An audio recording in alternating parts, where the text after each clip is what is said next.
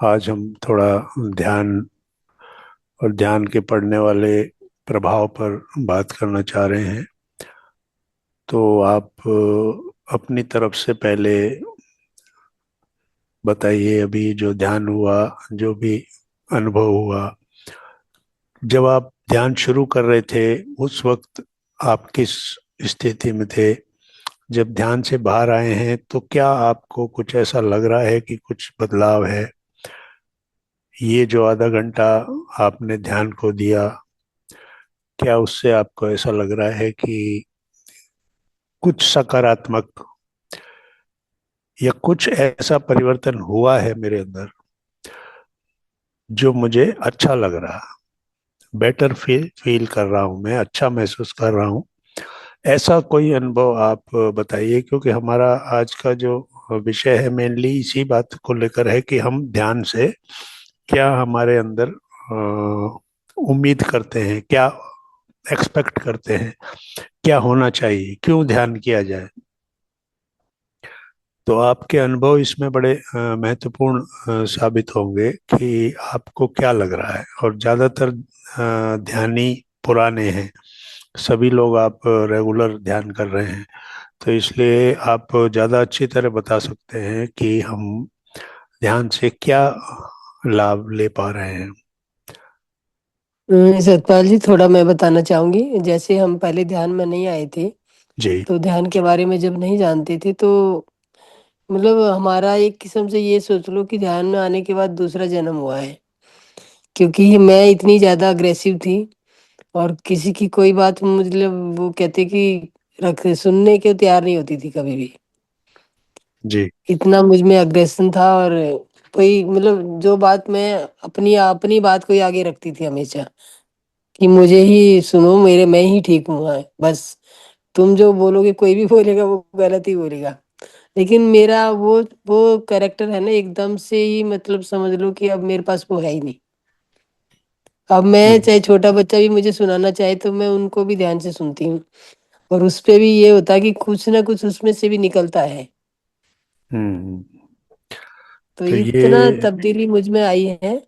बाकी मास्टर, जो भी आप फील करते हैं कि गुस्सा शांत हुआ, कुछ भी हुआ, तो आप आप इंटरेक्शन आप कीजिए। आपकी एक बार बात कर लेते हैं, पहले एक एक का जिसका भी अनुभव उस पर ही बात कर लेंगे। जैसे आपने कहा कि मैं पहले अपने आप को ही आगे रखती थी, है ना, जी मास्टर। कि जो मैं कहती हूँ वो ठीक है, जो मैं सोचती हूँ वो ठीक है। और ध्यान जी। से अब परिवर्तन आया है, तो इसको हम क्या हम्म। कहेंगे? जब हमारी चेतना मूलाधार चक्र में होती है तो वो जड़ तत्व है, मतलब पृथ्वी तत्व जो है जड़ तत्व है। वहां पर रिजिडिटी या एक तरह से दृढ़ अपने आप के ऊपर ही अपने आप को सही समझना और अपने आप को दूसरे के विचारों के साथ बिल्कुल एडजस्ट ना करना। तो ये जो है ना हमारी तमोगुण की स्थिति होती है, जहां हम अपने ही अंदर अपनी बात को इस तरह से स्वीकार करते हैं कि मेरे अलावा या मेरी सोच के अलावा मेरा जो पैटर्न है बिहेवियर का या थिंकिंग का, वो एब्सोल्यूट है, उसमें कोई बदलाव की जरूरत नहीं है। तो ये जो स्थिति है ये जड़त्व को साबित करती है। जड़ मीन्स कोई डायनेमिक नहीं है। डायनेमिक मतलब होता है कि बदलाव की कोई गुंजाइश नहीं है, मैं अपने आप को वहीं रख के खुश हूं कि नहीं यही सच है। तो ये दो स्थितियां होती है, स्टैटिक और डायनेमिक। स्टैटिक मतलब स्थिरता, कि बस ये। और डायनेमिक मीन्स बदलाव के लिए तैयार रहना, दूसरे ने कोई बात कही तो उसको सुनना, उसको अपने आप को उसके हिसाब से, अपने विचार को, अपने थॉट को, अपने इमोशन को उसके हिसाब से तोलना या उसका विश्लेषण करना, एनालाइज करना कि ये जो कह रहा है उसको भी विचार किया जाए। लेकिन जब हमारे अंदर ये शक्ति नहीं होती तो हम क्या करते हैं कि अपनी ही बात को सच मान के चलते हैं। उससे हमारे जो सोशल रिलेशंस हैं उसके अंदर बहुत ज़्यादा डिस्टरबेंस आ जाता है, क्योंकि हम सिर्फ वन वे नहीं कर सकते, वन वे ट्रैफिक नहीं हो सकता है, टू वे ट्रैफिक होता है। हमारा थॉट, हमारा इमोशन, हमारे विचार हम जब दूसरे को पास करते हैं और वही अगर हम फाइनल समझ लेते हैं कि यही उचित है, तो फिर हमारे रिलेशंस में, यानी दूसरे तरफ से जो आने वाला जो थॉट है वो भी फिर उसी तरह का होता है। वो आपको भी स्वीकार नहीं करता। जैसे आप दूसरे के विचार को स्वीकार नहीं कर रहे, तो दूसरा भी ये मान के चलता है कि भाई मुझे भी इसका विचार स्वीकार नहीं करना चाहिए, तो वहाँ रिलेशनशिप मेंटेन नहीं होती है। तो हमारी जो चार लेवल्स हैं, मतलब जो अ, हमारे जीवन को संतुलित करते हैं, तो फिजिकल, मेंटल, इंटेलेक्चुअल, सोशल, ये चार चीजें हैं जिनके लेवल पर हमको कंफर्ट चाहिए। हम कंफर्ट चाहते हैं। फिजिकल लेवल में, शरीर के लेवल पे हम चाहते हैं कि कोई बीमारी ना हो, स्वस्थ रहें, शरीर एक्टिव रहे, एनर्जेटिक रहे, थका हुआ ना महसूस करे। फिर मेंटल लेवल पे हम चाहते हैं कि हम खुश रहें, प्रसन्न रहें। इंटेलेक्चुअल लेवल पे हम चाहते हैं कि हमें समझ हमारी बढ़े चीज़ों के बारे में, तरह तरह की हम पढ़ते भी हैं, सुनते भी हैं। तो और फिर सोशल लेवल पे हम चाहते हैं कि सभी के साथ हमारे संबंध बहुत अच्छे हों, बहुत ज़्यादा हमारे दोस्त हों, दोस्तों के साथ हम बातें करें, खुश रहें। फिर हमारे रिलेटिव्स जो हैं उनके साथ हमारे संबंध बहुत अच्छे रहें, उनको हम उनके यहाँ जाएं, वो हमारे यहाँ, यानी सोशली हम बहुत एक्टिव रहें। तो ये जो थॉट प्रोसेस होता है जहाँ हम किसी दूसरे को स्वीकार नहीं करते, तो वहाँ क्या होता है, सबसे पहले तो शरीर लेवल पे, फिजिकल लेवल पे क्या होता है कि हम अपने मूलाधार चक्र में ही स्थित हैं। हमारी कॉन्शियसनेस वहां से ऊपर उठने को तैयार नहीं है। तो वो क्या होता है कि मूलाधार चक्र में रहने से हम इसको हम कहेंगे इम्बैलेंस, इम्बैलेंस हो गया। मतलब इसमें ऊर्जा नहीं आ रही है। ऊर्जा अगर आ रही होती तो ये स्थिर नहीं रहती ऊर्जा, वहां पे, वहां स्टक हो गई है ऊर्जा मूलाधार चक्र में। तो उससे क्या होता है कि हमारा ब्लड, बोन्स एंड मसल्स, ये सारे प्रभावित होते हैं। मसल्स में पेन होना, ब्लड को लेकर प्रॉब्लम्स होना, बोन्स में वीकनेस होना, तो ये सारा मूलाधार चक्र की ऊर्जा जब कम हो जाती है तो ये प्रॉब्लम्स आती हैं। तो जब आपने कहा कि मैंने जब मेडिटेशन किया तो उससे फिर मुझे मैं रिलैक्स हो गई, यानी रिलैक्स कैसे हुई, क्योंकि आपकी चेतना ने मेडिटेशन के द्वारा जो मूलाधार चक्र था उसको छोड़ा और स्वादिष्ठान चक्र में आ गए। स्वादिष्ठान चक्र है जल तत्व। जल तत्व है फ्लेक्सिबल, जैसा कहो वैसी शेप ले लेता है। तो जल तत्व में जैसे ही आपकी चेतना आई वैसे ही आपके अंदर रिलैक्स हो गए। वो जो जड़ता थी, वो जो स्टैटिक स्थिरता थी आपके विचारों में, वो पिघल गई। अब बर्फ जो होती है वो क्या होती है, पत्थर की तरह होती है। लेकिन वही बर्फ को थोड़ी गर्मी मिले तो वो पानी बन के बहने लगती है, तरल हो जाती है। तो हमारा स्वभाव भी उसी तरीके से बदल बदल जाता है कि जहाँ मूलाधार चक्र में हम हैं तो हम पत्थर की तरह हैं। है तो पानी, लेकिन वो जम गया है, पत्थर हो गया। लेकिन वही जब ऊपर उठता है, जब उसके अंदर ऊर्जा आती है, जैसे ध्यान की ऊर्जा जब आती है, तो वो ऊर्जा उस आइस को, वो बर्फ को जो वो जम गई है तो उसको पिघलाती है। तो हमारा ऊपर की तरफ इवोल्यूशन होता है और हम आ जाते हैं अपने स्वादिष्ठान चक्र में, जल तत्व में। जल तत्व में आते ही हम अपना फ्लेक्सिबल, हमारा अप्रोच हो जाता है। सभी की बात सुनने के लिए हम तैयार रहते हैं, सभी को एडजस्ट करने के लिए तैयार रहते हैं। किसी की खराब आदतें हैं तो भी हम कहते हैं कि कोई बात नहीं, लेट गो, फॉरगिवनेस, इस तरह का भाव, यानी अपनी शेप को परिस्थिति के हिसाब से बदल लेते हैं। तो वो जल तत्व में हम आ जाते हैं। इसी तरह अब यहां से क्या मूवमेंट शुरू हुआ, अब जब और ज्यादा आप ध्यान करते हैं तो अब चेतना का ऊपर की तरफ गमन शुरू होता है, ऊर्ध्व गमन शुरू होता है। क्योंकि अल्टीमेटली हमारा एम क्या है कि हमारे नीचे के तीन चक्रों से हम ऊपर उठें।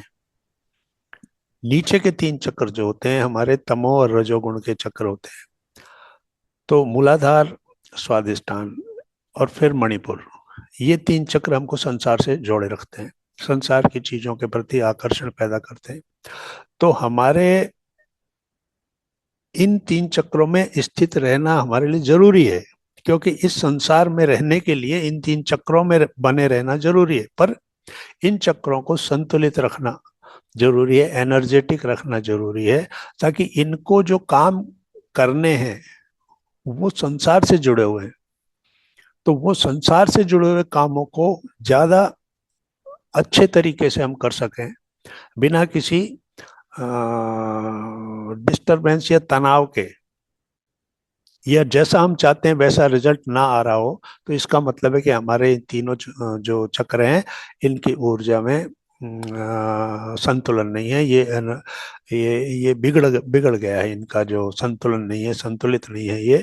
तो ध्यान क्या करता है? ध्यान हमारी ऊर्जा को जब बढ़ाता है, हमारी जो नाड़ियां जो खुलती हैं, जो हमारी 72,000 नाड़ियां हैं, 36,000 नाड़ियां दोनों तरफ हैं, दाएं भाग में बाएं भाग में। तीन प्रमुख नाड़ियां जो हैं, ईड़ा, पिंगला, सुषुम्ना। ईड़ा नाड़ी बाएं शरीर को देखती है, पिंगला दाएं शरीर को, और सुषुम्ना बीच में रहती है। सुषुम्ना नाड़ी हमारे आध्यात्मिकता का नियंत्रण करती है। और ये जो दो नाड़ियां हैं ये हमारे शरीर का, फिजिकल बॉडी का कंट्रोल है इनके पास। तो ध्यान में जब ये नाड़ियों को जो ऊर्जा हमारे अंदर आती है, तो इन नाड़ियों में सफाई होती है, शुद्धता शुद्धि होती है इनकी। और फिर फ्लो जो है ऊर्जा का जो रुका हुआ है वो फिर होने लगता है। तो फिर उससे फिर जो हमारी ये जो विचार हैं हमारे, जो जो हम अपने विचारों पे स्टिक हो जाते हैं कि नहीं यही ठीक है, तो उससे फिर जैसे कॉन्स्टिपेशन जैसी बीमारियां, ये मूलाधार चक्र में रहने के ही कारण होती है। तो उसका एक ही तरीका है कि हम ध्यान से, ध्यान के द्वारा, ध्यान की ऊर्जा के द्वारा वो उसको रिलीज करें वहां से अपनी कॉन्शियसनेस को, और हम अपना अगला जो चक्र है जल तत्व का, वहां पर लेकर आए चेतना को। और ये जो बदलाव था उसके बारे में मैंने, एक तो आपने कहा था कि मैं अपने विचारों में बहुत ज्यादा दृढ़ता से रहती थी कि मेरा यही विचार सही है। तो उसका ये ध्यान में आने से क्यों बदलाव आया? क्योंकि नीचे से आपकी जो थी रिलीज हुई आपकी कॉन्शियसनेस मूलाधार चक्र से, और वो ऊपर आई। और इसी तरह से जब ये ऊपर और आती है, मणिपुर चक्र में आती है, तो हम संसार की चीजों में रुचि लेने लगते हैं। अपना नौकरी, व्यवसाय, जो भी पैसा कमाने का तरीका, घर को ठीक रखना, घर को मेंटेन करना, ये सारी सांसारिक चीजें जो हैं इसमें हम बहुत रुचि लेते हैं जब हमारा मणिपुर चक्र में आता है। रिलेशंस मेंटेन करना, है ना, ये पूरा सांसारिक चीजों में हमारी जो रुचि बढ़ती है, तो ये मणिपुर चक्र में हमारा प्रवेश होता है। तो ध्यान से संबंधित सुमित्रा जी का ये बड़ा अच्छा अनुभव था कि किस तरह से हमारे अंदर। और सतपाल जी, दूसरा मेरा ये अनुभव है जी। कि जैसे मान लो मैं जितना एटीट्यूड में रहती थी उतना लोगों से भी रिस्पॉन्स वैसा ही मिलता था। और अब जो है हम्म। मतलब बहुत ज्यादा आ गई है और एक्सेप्टेंस मिलने भी लगी है। जी जी जी, तो वही जैसे बात है। मैंने एक्सेप्ट किया, मैं सबकी सुनती हूँ, बच्चा भी होगा तो हम्म। एक्सेप्टेंस मुझे भी आ गई है कि मैं सबकी सुनूंगी और सबको सोचने के बाद ही कुछ बोलूंगी। और अगर गलत भी कहा तो इट्स ओके, गो, उसको थ्रो करो, गो, मतलब जाने दो उसको, लेट हिम गो। लेट और गो। अब ऐसा ही मुझे अब बाहर से भी रेस्पॉन्स मेरे को वैसा ही मिल रहा है। बिल्कुल बिल्कुल, वो तो वही बात है, लाइक अट्रैक्ट्स लाइक। जैसा आप हैं वैसे ही चीजों को आप अट्रैक्ट करेंगे। जब तक आप दूसरी उस स्थिति में थे, जब आप स्टैटिक अवस्था में थे, मेरा ही सही है, मैं ही सही हूँ, तो फिर उसी तरह की चीजें भी आपको अट्रैक्ट, आप उन्हीं चीजों को करते हैं, यानी दूसरा भी फिर ऐसा ही आपको मिलता है। तो वहां पर कोई टू वे ट्रैफिक नहीं चलता है, वो बस वो जाम हो जाती है वहीं ट्रैफिक, चीजें आगे नहीं बढ़ती हैं। तो अभी जैसे आपने कहा कि रिलेशंस भी अब इजी हो गए, रिलैक्स्ड हो गए, क्योंकि ये जितनी भी चीजें हैं ना, रिलेशन, जैसे सोशल लाइफ हमारी अगर टेंस है, रिलैक्स्ड नहीं है, तो उससे हमारे जो स्ट्रेस हार्मोन्स हैं वो रिलीज होने लगते हैं। एक भी रिश्ता अगर आपका खराब है किसी भी कारण से, चाहे वो आपकी एरोगेंस की वजह से हो, आपकी एटीट्यूड की वजह से हो, अगर वो रिश्ता खराब हुआ तो उसका असर भी आपके ऊपर पड़ने वाला है, नेगेटिव असर पड़ने वाला है, और उससे स्ट्रेस हार्मोन रिलीज होने वाला है। स्ट्रेस हार्मोन जब रिलीज होते हैं तो वो आपकी ऊर्जा को और भी ज्यादा खत्म कर देते हैं, आपके ऑर्गन्स जो हैं उनकी फंक्शनिंग को प्रभावित करते हैं। तो इसलिए ये जो हमारा इमोशनल जो वर्ल्ड है, हमारी भावनाएं, ये भी हमारे शरीर के अंदर बहुत ज्यादा हलचल पैदा कर देती हैं, और उनके फिर असर कहाँ से शुरू होते हैं, हमारे शरीर से शुरू होते हैं। शरीर प्रभावित होता है, शरीर प्रभावित होता है तो मन प्रभावित होता है। साइकोसोमेटिक बीमारियां, मन की बीमारी शरीर में, शरीर की बीमारी मन में आती है।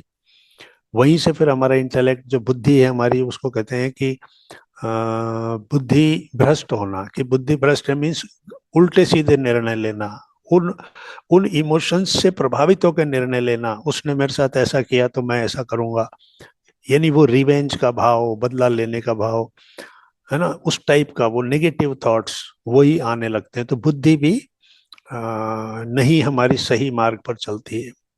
और जब ये तीनों नीचे की चीजें डिस्टर्ब हो जाती हैं तो हमारा सोशल लेवल भी, सोशल का असर तीनों पे पड़ता है, तीनों का असर सोशल पे पड़ता है, और फिर इन चारों का असर हमारी स्पिरिचुअल लाइफ पे पड़ता है, हमारी सोल के प्रभावित होती है।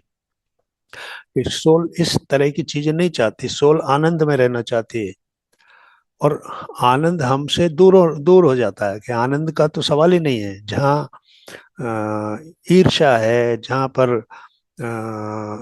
एक तरह से स्ट्रगल है दूसरे के साथ, एक संघर्ष की स्थिति है, एक एक विन करने की, जीतने की एटीट्यूड है, कि मैं ऐसा करूंगा, उसको ऐसा दिखाऊंगा। तो ये जो चीजें हैं ना, ये सारी नेगेटिव थॉट्स हैं, और इन नेगेटिव थॉट्स के द्वारा नेगेटिव इमोशंस पैदा होते हैं, नेगेटिव इमोशंस के द्वारा आपके शरीर में बीमारी आती है, शरीर से फिर मन में जाती है, मन से फिर बुद्धि प्रभावित होती है, और इन सब की वजह से फिर सोल जो है हमारी, वो एक तरह से सोल का इवोल्यूशन रुक जाता है, वो ऊपर नहीं, उसकी गति ऊपर की तरफ नहीं होती, यानी कि कॉन्शियसनेस हमारी जो है वो वहीं अटकी रह जाती है। और हम जो कॉन्शियसनेस को नीचे के तीन चक्रों से ऊपर लाना चाहते हैं, कि ऊपर के जो तीन चक्र हैं, चार चक्र हैं, हमको, हमारा उद्देश्य है, हमारा लक्ष्य ये है कि ध्यान के द्वारा हम हमारे नीचे के तीनों चक्रों को भी एक्टिव करें, एक्टिवली वो काम करें, संतुलित रहें, एनर्जेटिक रहें, क्योंकि उनका बैलेंस्ड रहना और एनर्जेटिक रहना वो इसलिए जरूरी है कि हमारे बॉडी के जो ऑर्गन्स हैं वो सारे इन चक्रों से जुड़े हुए हैं। इन चक्रों के साथ ग्लैंड्स जुड़े हुए हैं, उन ग्लैंड्स के साथ ऑर्गन्स जुड़े हुए हैं, वो ग्लैंड्स हार्मोन्स रिलीज करते हैं, वो हार्मोन्स हमारे ऑर्गन्स को काम करने के लिए ऊर्जा देते हैं। तो जब हमारे ये तीन चक्र सही तरह से चलेंगे, काम करेंगे, तो हमारा जो स्वास्थ्य है, जो हमारी शरीर की सभी अंगों का जो काम करने की शक्ति है वो उनको मिलती रहेगी। अगर वो आपने रोक दी तो फिर बीमारी वहीं से शुरू होती है। जैसे कहीं किडनी की प्रॉब्लम हो जाती है, कहीं लिवर से रिलेटेड प्रॉब्लम हो जाती है, तो ये अलग अलग अंगों, ये अलग अलग चक्रों से जुड़े हुए अंग हैं, तो सभी को हमको वो होता क्या है कि डॉक्टर्स ढूंढते हैं उसका फिजिकल लेवल पे उसका कारण ढूंढते हैं कि भाई अगर ये नहीं हो रहा है तो ये खराब है, चलो इसको ये दवा दे देते हैं। लेकिन वास्तव में वहां पर जो कारण है वो कहीं और छुपा हुआ है। कारण छुपा हुआ है आपके अपने थॉट्स में, इमोशंस में। तो ध्यान के द्वारा उसका पूरा नियंत्रण अपने हाथ में लेने की विधि है ये ध्यान। तो ध्यान हमें दो तरह से प्रभावित करती है, एक हमारा फिजिकल लेवल और दूसरा हमारा मेंटल। मेंटल में क्या, मन की स्थिति। मन की स्थिति में क्या करते हैं हम, ध्यान में मन को विचार मुक्त करते हैं। तो मन जो है हमारा निरंतर विचारों में डूबा रहता है, और विचार या तो पास्ट के होते हैं या फ्यूचर के होते हैं।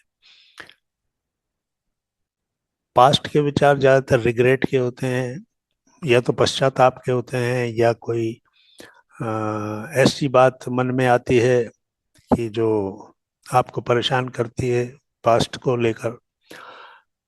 क्योंकि पास्ट का सुख तो अब किसी काम का होता नहीं। पास्ट में अगर बहुत अच्छा समय देखा था, कुछ था, तो वो अब किसी काम का नहीं। लेकिन पास्ट की जो ऐसी चीजें हैं, जो बुरे अनुभव हैं, वो आपका पीछा नहीं छोड़ते हैं। किसी व्यक्ति के साथ अगर कोई खराब संबंध 2 साल पहले था, तो वो आज भी वो खराब संबंध आपको प्रभावित करता है, आपके मन में रहता है।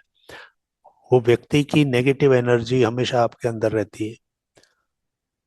तो वो शरीर को अ, और मन को, और इसी तरह फिर बुद्धि के अंदर भी नई चीजें प्रवेश नहीं कर पाती हैं। जब शरीर ही स्वस्थ नहीं है, जब मन में ही बहुत तरह की बातें नेगेटिव हैं, तो फिर हमारी बुद्धि भी प्रॉपर काम नहीं करती है। और बुद्धि आत्मा के साथ जुड़ी हुई है।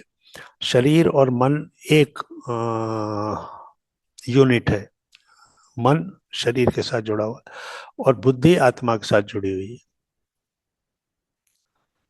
तो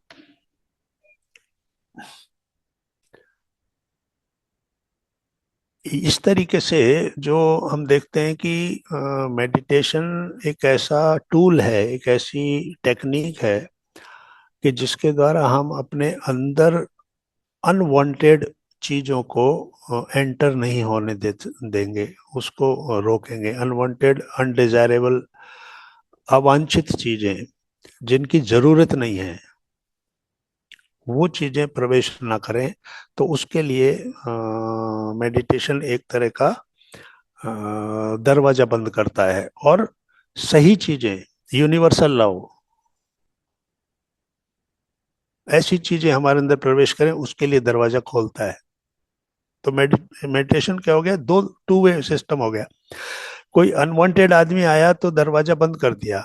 हमारे घर का दरवाजा जो होता है ना, तो जिस आदमी को हम नहीं चाहते तो हमने दरवाजा बंद कर दिया, और जिसको चाहते हैं तो उसके लिए दरवाजा खोल दिया। तो मेडिटेशन भी उसी तरह से काम करता है। तो वो चीजें जो बाहर से अंदर आकर हमें प्रभावित कर सकती हैं एडवर्सली, पूरी तरह से, उनको नहीं आने देता है। क्यों? क्योंकि ध्यान में हम मन को शून्य कर देते हैं, मन को पूरी तरह से खाली कर देते हैं। क्योंकि मन ही अ, उद्गम स्थल है विचारों का। नेगेटिव थॉट्स, डिजास्टर्स थॉट्स, विनाशकारी विचार। तो विनाशकारी विचार जब मन में आएंगे तो विनाशकारी परिणाम देंगे। नकारात्मक विचार आएंगे तो नकारात्मक परिणाम देंगे। सकारात्मक विचार आएंगे तो सकारात्मक परिणाम आएगा। और चमत्कारिक विचार मन में रहेंगे तो चमत्कारिक परिणाम आएगा। तो आपकी स्थिति अंदर से किन विचारों में रहती है, तो परिणाम भी आप वैसे ही अट्रैक्ट करते हो। जैसे आपके अंदर स्थिति, वैसी ही परिणाम आपको मिलते हैं। तो आपका जो ये अनुभव था ध्यान का, इससे हम ये समझ सकते हैं कि किस तरीके से हमारे अंदर बदलाव आता है, कैसे एक ट्रांसफॉर्मेशन हमारा होता है, हम किस स्थिति में होते हैं। क्योंकि हमारी जो स्थितियां हैं वो बनाता है हमारा वातावरण, हमारा एनवायरनमेंट। जिस एनवायरनमेंट में हम बड़े हुए हैं, क्या क्या अनुभव हमारे हुए हैं, हमें हमारे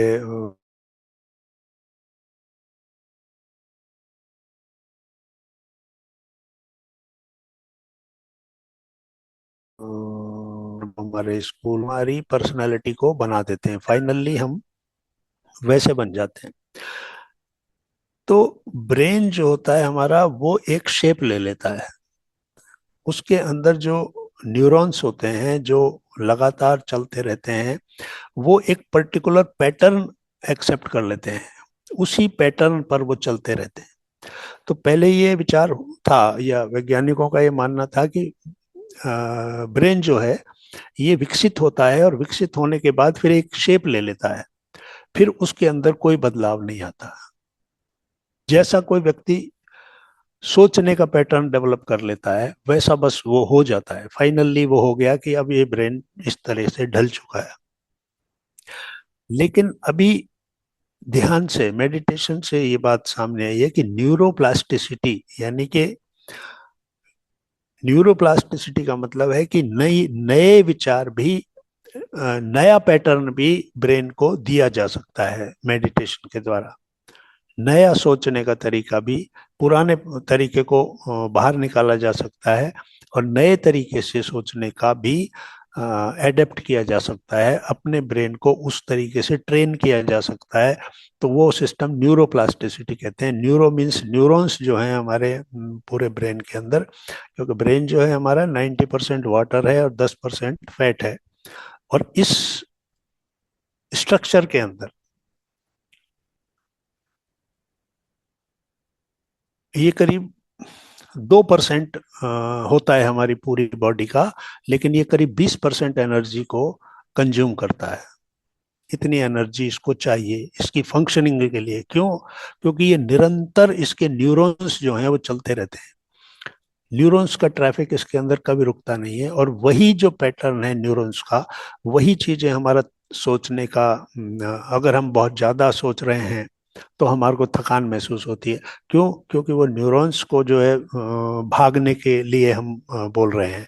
जब भागेगा कोई चीज तो वो ज्यादा एनर्जी लेगा, ज्यादा एनर्जी लेगा तो एनर्जी आएगी कहाँ से? बॉडी की एनर्जी को लेगा वो।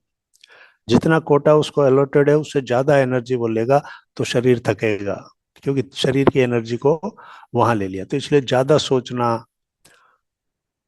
फिर जब वो एनर्जी शरीर की भी कंज्यूम कर ली फिर भी एनर्जी की जरूरत है, तो फिर सर में दर्द शुरू हो जाता है। सर दर्द किस चीज को बताता है? कि अब एनर्जी वहां नहीं है, लेकिन काम किए जा रहा है, तो वहां से सर दर्द शुरू हो जाता है। तो इसलिए हमारा जो पूरा फिजिकल पैटर्न है, जो हमारे शरीर की जो रचना है, वो इस तरीके से है कि इसको ऊर्जा की जरूरत है। अलग अलग अंग जो हैं अलग अलग ऊर्जा को लेते हैं। तो उसमें ब्रेन जो है वो अकेला ऐसा पार्ट है जो बहुत छोटा होते हुए भी बहुत ज्यादा एनर्जी लेता है। और ये मेडिटेशन जो है ये वो तरीका है जिसके द्वारा हम ब्रेन को, ये जो एनर्जी वो यूज करता है बहुत ज्यादा, वो एनर्जी हम बचा सकते हैं। और वो एनर्जी अगर बचेगी तो वो शरीर के बाकी हिस्सों के काम आएगी। तो इसलिए मेडिटेशन का जो प्रभाव पड़ता है वो हमारे ब्रेन के ऊपर सबसे ज्यादा पड़ता है। ब्रेन जो है उसके अंदर जो वेव्स होती हैं, ये जो न्यूरॉन्स हैं इनका जो ट्रैफिक है वही जो है वेव्स हैं। तो इनके अलग अलग इनको नाम दिया गया है कि किस तरीके से, किस फ्रीक्वेंसी पर ये सारी वेव्स जो हैं चलती हैं। और वो फ्रीक्वेंसी जो हैं वो इससे आपकी मेडिटेशन से उसको, उन फ्रीक्वेंसीज को हम सेट कर सकते हैं।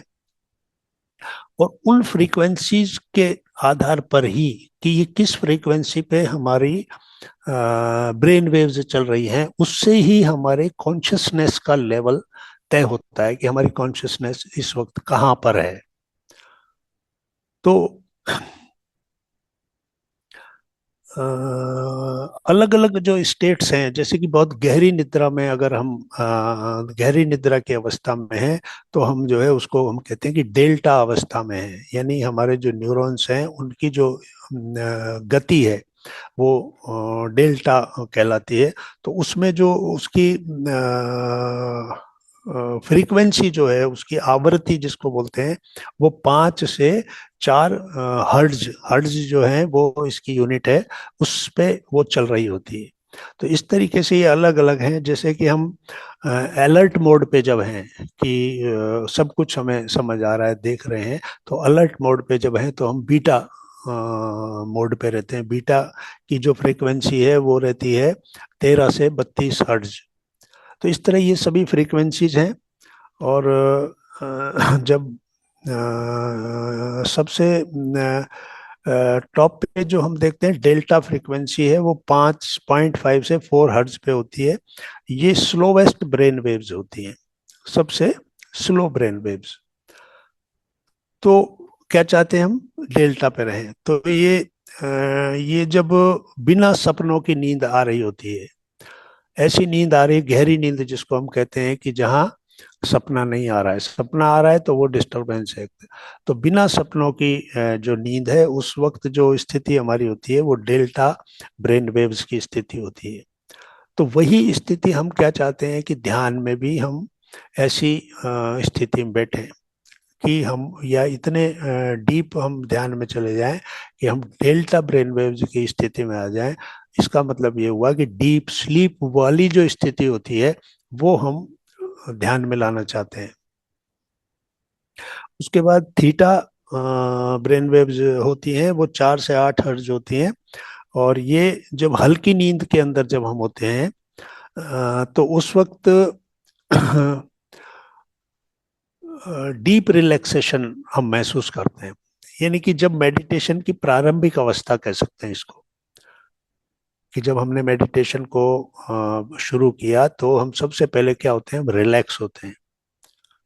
उसको हम कह सकते हैं कि नींद की प्रारंभिक अवस्था। जैसे हल्की अपन को हमारी आंखें भारी होने लगती है, हमें नींद आने लगती है, तो बॉडी रिलैक्स होना शुरू हो जाती है। तो वो जो है वो मेडिटेशन की अवस्था है। मेडिटेशन में भी सबसे पहले हमको रिलैक्सेशन होता है, तो इसको हम थीटा अवस्था कहते हैं। फिर अल्फा ब्रेन वेव्स होती हैं, ये 8 से 14 हर्ज की होती हैं। और ये जैसे आप आंखें बंद करके बैठे हुए हैं, है ना, और अपना कोई बहुत अच्छा कोई विचार, कोई आपके अंदर चल रहा है, विजुअलाइजेशन आप कुछ कर रहे हैं बहुत अच्छा, कि आज मैं ये काम कर रहा हूँ, और उसकी वजह से बहुत अच्छा कोई परिणाम आप सोच रहे हैं अपने मन में। डे ड्रीमिंग कह सकते हैं, दिवा स्वप्न देख रहे हैं कि ऐसा होने जा रहा है, ऐसा होगा। तो इस तरह की जो स्थिति होती है वो रिलैक्स्ड स्थिति होती है। और इसको जो है हम कहेंगे अल्फा स्टेज। उसके बाद बीटा स्टेज आती है, ये 14 से 38 हर्ट्ज की होती है। इसके अंदर कॉन्शियस थॉट होता है। थॉट जो है, हमारा विचार पूरी तरह से चेतना के स्थिति में होता है। हम पूरी सतर्क होके, सजग होके कोई विचार कर रहे हैं और अलर्ट मोड पर हैं। हम किसी प्रॉब्लम को सॉल्व करने में लगे हुए हैं। तो जब हम किसी प्रॉब्लम को सॉल्व करने के लिए कोई काम कर रहे होते हैं, हमारा ब्रेन जब लगा होता है, तो उस वक्त हम पूरे अलर्ट मोड पे होते हैं। हमारी सारी ज्ञान, हमारी शक्ति, हमारी अनुभव, वो सारा हम उस प्रॉब्लम को सॉल्व करने पे लगा रहे होते हैं।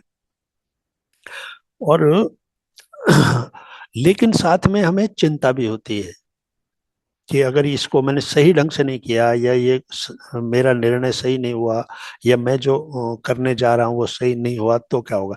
तो पूरे अलर्ट मोड पर रहकर हम कोई सोच कर रहे हैं, कोई सॉल्यूशन ढूंढ रहे हैं, बट एंजाइटी भी साथ में है, चिंता भी साथ में है कि सही होना चाहिए। तो एसोसिएटेड विद एंजाइटी, रिलैक्स्ड हैं, सोच रहे हैं, कोई सॉल्यूशन निकाल रहे हैं किसी प्रॉब्लम का, लेकिन उसके अंदर चिंता भी शामिल है। तो ये हो जाती है हमारी बीटा अवस्था। और फिर गामा अवस्था कहलाती है। ये 38 से 80 हर्ट्ज पे ब्रेन वेव्स हमारी न्यूरॉन्स की वो जो फ्रीक्वेंसी है, वो मूवमेंट चल रहा होता है, तो ये जो है फास्टेस्ट वेव्स मानी जाती है। सबसे तेज जो है उस वक्त वेव्स का मूवमेंट हो रहा होता है। तो जब हम बहुत ज्यादा किसी चीज पर फोकस करना चाहते हैं, कोई चीज सीखना चाह रहे हैं, मान लीजिए कोई आपको सिखा रहा है, तो अब आपने पूरी तरह से उसको सीखने के लिए अपने आप को उस पे डिवोट कर दिया, तो लर्निंग करने की, सीखने की आप कोशिश कर रहे हैं कि कोई चीज रह ना जाए, उसकी बात को ध्यान से सुन रहे हैं या करने की कोशिश कर रहे हैं, तो वो लर्निंग को जो है आप जब कर रहे हैं, तो उस वक्त आपका जो ब्रेन वेव्स हैं वो किस तरीके से काम कर रही होती हैं। तो वो इंटेंस फोकस, मतलब पूरी तरह से आप उस चीज में फोकस किए हैं, सीख रहे हैं, तो उस वक्त क्या आपके ब्रेन वेव्स की स्थिति होती है, और जो सूचना हमें मिल रही है उसको प्रोसेस कर रहे हैं, कि ये जो बता रहे हैं इसको अपने ब्रेन में ले रहे हैं कि ये क्या कहना चाह रहे हैं। तो वो इंफॉर्मेशन की भी प्रोसेसिंग हो रही होती है। तो ये सारी चीजें एक साथ जब हो रही होती हैं तो उसको हम गामा अवस्था कहते हैं। तो ये सारी जो अवस्थाएं हैं, इस इन सब अवस्थाओं का मतलब क्या है? इनका मतलब ये है कि न्यूरॉन्स जो हैं वो कम्युनिकेट करते हैं। न्यूरॉन्स जो हैं सूचना को लेकर इधर से उधर जाते हैं, प्रोसेसिंग करते हैं, वो सारी जिम्मेदारी न्यूरॉन्स की होती है। जो ब्रेन जो है न्यूरॉन्स से ही बना हुआ है एक तरह से। अरबों मिलियंस, जो अरबों खरबों जो ये होते हैं न्यूरॉन्स, वो ब्रेन में होते हैं। और जैसे जैसे ओल्ड एज में एंजाइटी, ये एल्जाइमर, डाइमेंशिया, इस तरह की जो बीमारियां आने लगती हैं, तो उसका मतलब ये होता है कि ये न्यूरॉन्स की जो गति है, न्यूरॉन्स की जो स्पीड है, वो धीरे धीरे कम होती चली जाती है। तो न्यूरॉन्स जो हैं वो चीज़ों को, जो मेमोरी जो हम जिसको बोलते हैं, वो मेमोरी कुछ नहीं है। जैसे हमने 10 साल पहले किसी व्यक्ति से मिले और जैसे ही वो सामने आया तुरंत हम पहचान गए कि तो हम उसका नाम भी और उसकी सारी चीजें एकदम बोल देते हैं, अरे आजकल ये क्या कर रहे हो ये। तो वो जो तुरंत हमने उसको पहचान लिया, वो किस वजह से हुआ? न्यूरॉन्स का जो एक्टिविटी है, न्यूरॉन्स फास्ट मूवमेंट करके फौरन न्यूरॉन्स ने आपको वो सूचना दे दी कि ये फला आदमी है, ये वो है, वो सारा। और यही चीज फिर न्यूरॉन्स धीरे धीरे स्लो होते जाते हैं। फिर वो रिकॉग्निशन हमारे लिए मुश्किल हो जाता है, हम कहते हैं कि कहीं देखा है लेकिन पता नहीं कौन है। तो इस तरह से वो धीरे धीरे मेमोरी जो है वो कम होती जाती है, यानी मेमो न्यूरॉन्स की गति जो है वो कम होती जा रही। अब इसको कैसे गति देंगे? ध्यान जो है, ध्यान की ऊर्जा इसको गति देगी। अदरवाइज जो फिजिकल, जो हमारी बॉडी की जो स्थिति है, तो बॉडी तो अपने आप जैसे ओल्ड एज में आती जाती है, या ओल्ड मीन्स हर दिन हम ओल्ड होते जा रहे हैं। अगर कोई यंग भी है तो वो भी एक तरह से बॉडी तो उसकी ओल्ड होती जा ही रही ना। तो जैसे जैसे ये बॉडी जो है अपना एज होती जाती है, तो इसके अंदर के जो अंग हैं वो भी धीरे धीरे शिथिल होने लगते हैं, ढीले पड़ने लगते हैं, उनकी एक्टिविटीज में वो एक्टिवनेस नहीं रहती है। तो उसके लिए क्या करने पड़ता है? मेडिटेशन आपको वहाँ मदद करता है। तो मेडिटेशन से जो एनर्जी आती है, तो वो जो न्यूरॉन्स है, न्यूरॉन्स की जो मूवमेंट है वो मेंटेन रहती है। तो वहां पर वो जो धीरे धीरे जो वो शिथिल हो जाते हैं जो न्यूरॉन्स का।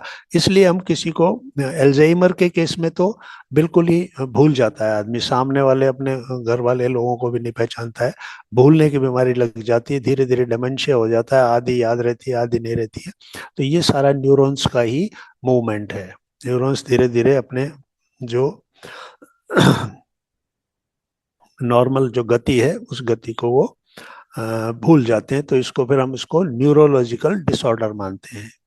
तो ये न्यूरोलॉजिकल डिसऑर्डर्स ना हो, इसके लिए क्या करना होता है? मेडिटेशन जो है वो इस चीज को अवॉइड करेगा, उस चीज को नहीं आने देगा। क्यों? क्योंकि ब्रह्मांडीय ऊर्जा जो है वो हमारे लिए, हमारे शरीर के लिए एक्स्ट्रा जरूरत है उसकी। क्योंकि माइंड माइंड जो है, जो ब्रेन है, वो कितना ज्यादा ऊर्जा मांगता है।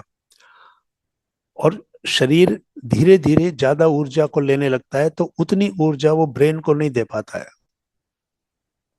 नीचे का शरीर जब बूढ़ा होने लगता है तो वो क्या करता है कि नीचे की जरूरतें बढ़ जाती हैं, वो अंग और वो शरीर शिथिल होने लगता है, तो वो ऊर्जा ज्यादा खपत करता है, तो ब्रेन को जो रिक्वायरमेंट है वो उसको नहीं देता। तो वहां से फिर वो न्यूरॉन्स की गति प्रभावित होने लगती है, और फिर वो याददाश्त जाने लगती है, फिर धीरे धीरे पूरी तरह से वो चली जाती है। तो उसको समय रहते अगर रोकना है, तो ये जो मेडिटेशन है इसके द्वारा वो हमेशा वो ऊर्जा जो है ब्रेन को वो मिलती रहती है। तो इस तरीके से जो भी हमारे न्यूरॉन्स हैं उनकी गति बनी रहती है, उनकी गति बनाए रखना ही हमारे लिए बहुत इम्पोर्टेंट है, क्योंकि ब्रेन जो है उसकी एक्टिविटी ही सारे शरीर को कंट्रोल करती है। हमारे शरीर में, पूरे शरीर में इतनी हमारा जो नर्वस सिस्टम है वो सारा का सारा जुड़ा हुआ है, हमारी जो नर्व है वो ब्रेन से जुड़ा हुआ है। और कुछ भी कहीं भी होता है, पैर में कांटा लगता है तो फौरन ब्रेन को इंफॉर्मेशन जाती है। तो ये टू वे सिस्टम है, कमांड भी है, ब्रेन कमांड भी देता है कि क्या करना है वहां पर जहां गड़बड़ हो गई, और इंफॉर्मेशन भी लेता है। तो ये ब्रेन के अंदर ये जो न्यूरॉन्स का जो पूरा सिस्टम है ये इतना कॉम्प्लिकेटेड सिस्टम है कि इसी के ऊपर जिम्मेदारी है हमारी पूरी पास्ट लाइफ को याद रखने की भी, हमारी प्रेजेंट लाइफ के सारे डिसीजंस लेने की, हमारी फ्यूचर लाइफ के सारे क्या क्या होने वाला है हमारे साथ। तो ये पूरी बॉडी की प्रेजेंट स्थिति में क्या स्थिति है, उसको कैसे मुझे संभालना है, वो जिम्मेदारी भी ब्रेन की है। पूरे शरीर के अंदर होने वाली घटनाओं को भी इंफॉर्मेशन भी रिसीव करनी है उसको, और उसको कमांड भी देनी है कि क्या करना है अब। तो मच्छर जब काटता है तो फौरन हमारा दूसरा हाथ वहां जाता है। तो पहले इंफॉर्मेशन गई ब्रेन को कि यहाँ ये हो रहा है, और फिर ब्रेन ने कमांड दिया, दूसरा हाथ ने उसको वो किया, उड़ाया मारा। तो ये इतने तेजी से ये इंफॉर्मेशन लेना और कमांड देना ये पूरा ब्रेन जो है हमारा करता रहता है। तो ब्रेन के लिए हम क्या कर सकते हैं, ब्रेन की पूरी जो माइंड वेव्स को पूरी तरह से ये देखते हैं कि किस में हमारी ज्यादा ऊर्जा नष्ट नहीं हो रही है, किस ब्रेन वेव्स की स्थिति में हमारी ऊर्जा ज्यादा नष्ट नहीं हो रही है, कहाँ से हम ऊर्जा को बचत कर रहे हैं। तो ऊर्जा की बचत ही हमारे बाकी दूसरे शरीर के लिए उस ऊर्जा को देने की बात है, तो हमारे और ऑर्गन्स जो हैं उनको वो मिलेगी। अदरवाइज वो, अगर आप निरंतर सोचते रहेंगे, जैसे कहते हैं ना, चिंता करने वाला व्यक्ति जो है हमेशा खराब स्थिति में रहता है। क्यों? क्योंकि चिंता मीन्स क्या है, over thinking. Over thinking means neurons को एक्स्ट्रा दौड़ाना। और वो जब दौड़ेंगे तो क्या मांगेंगे आपसे, वो ऊर्जा, ऊर्जा मांगेंगे, ईंधन मांगेंगे। बिना बिना फ्यूल के तो कुछ कोई दौड़ता नहीं है। तो वो उसको ऊर्जा कहाँ से देंगे, तो वो जो हमारे शरीर की ऊर्जा वहीं पे सप्लाई होगी। तो पहले ही वो 20% तो ले रहा है, तो फिर वो और बढ़ा देगा, तो शरीर शिथिल होगा, शरीर में कमजोरी आएगी। तो इसलिए चिंता वाला व्यक्ति का फेस देखकर कहते हैं कि भाई किस बात की चिंता है ना, क्योंकि उसका फेस ही बता देता है, फेस की मसल्स जो हैं वो बता देती हैं उनके अंदर भी, क्योंकि वो वहां से उसने ऊर्जा को खींच लिया। तो इसलिए जो हमारे ओवरऑल जो हम कहना चाहते हैं वो ये है कि मेडिटेशन जो है ये हमारी ब्रेन वेव्स को भी नियंत्रित करता है। हमारे जो स्ट्रेस हार्मोन्स हैं उनको नहीं वो पैदा हो शरीर में, वो उसको भी देखता है।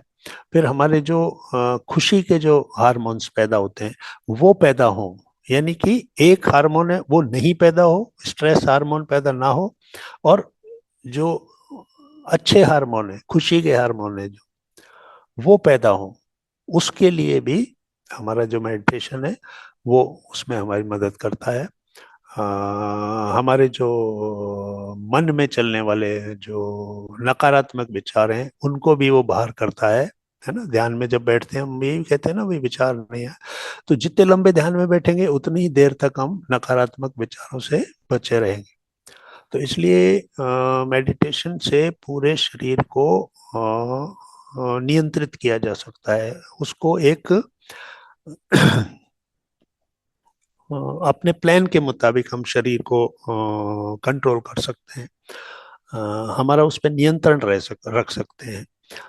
अदरवाइज शरीर अपने तरीके से चलेगा, ब्रेन अपने तरीके से चलेगा। अगर मेडिटेशन नहीं है तो ये अपने अपने तरीके से काम करेंगे स्वतंत्रता से, जो इनको फीडबैक मिलेगा। फीडबैक कहाँ से लेते हैं ये लोग? संसार से। जो हमारे सेंसेज हैं, ये सारे सेंसेस बाहर से इनपुट लेते हैं। ये इनपुट लेकर वो अंदर भेजते हैं, वो मन के अंदर जाता है, मन उनकी प्रोसेसिंग करता है। मन जब प्रोसेसिंग करता है तो मन उनको अच्छे और बुरे में डिवाइड करता है। जब अच्छे और बुरे में वो डिवाइड करता है तो अच्छे के ऊपर वो ज्यादा विचार नहीं करता, बुरे को ऊपर ज्यादा काम करता है। एक अच्छे दोस्त से मिले, उसके साथ बहुत अच्छा समय बिताया, और फिर एक ऐसे व्यक्ति से मिले जिसके साथ आपका झगड़ा हुआ, तो वो जो अच्छे व्यक्ति के साथ समय बिताया वो याद नहीं रहेगा, वो भूल जाएंगे। लेकिन वो जो आपने किसी के साथ बुरा आपका अनुभव रहा, वो आपके दिमाग से नहीं निकलेगा। तो इसका मतलब मन जो है वो क्या करता है? वो ज्यादा प्रोसेसिंग उन चीजों की करता है, नेगेटिव चीजों की प्रोसेसिंग ज्यादा करता है। और जब वो नेगेटिव चीजों की प्रोसेसिंग ज्यादा करता है तो उससे जो जो इमोशंस पैदा होते हैं, जो विचार पैदा होते हैं, वो नकारात्मक होते हैं। नकारात्मक विचार जो होते हैं वो आपकी ऊर्जा को नकारात्मक ऊर्जा में बदल देते हैं। उसकी वजह से जो आपके शरीर के अंग हैं, जो ऑर्गन्स हैं, वो काम करना कम कर देते हैं, क्योंकि उनको जो ऊर्जा चाहिए वो ऊर्जा नहीं रही, वो ऊर्जा निकल गई वहां से। तो इसलिए जो एक ओवरऑल जो हम इसको कहते हैं हॉलिस्टिक हेल्थ के लिए मेडिटेशन का प्रभाव हर चीज पे पड़ता है। हमारे चक्रों की को संतुलित करना, बैलेंस करना, उनको एनर्जेटिक रखना, हमारे विचारों के ऊपर नियंत्रण रखना, हमारे ब्रेन की जो फंक्शनिंग है उसको अपने नियंत्रण में रखना, वो सभी चीजें करने से साइकोसोमेटिक बीमारियों से बचना। तो इसलिए एक संपूर्ण स्वास्थ्य के लिए मेडिटेशन का बहुत बड़ा हमारे जीवन में महत्व है।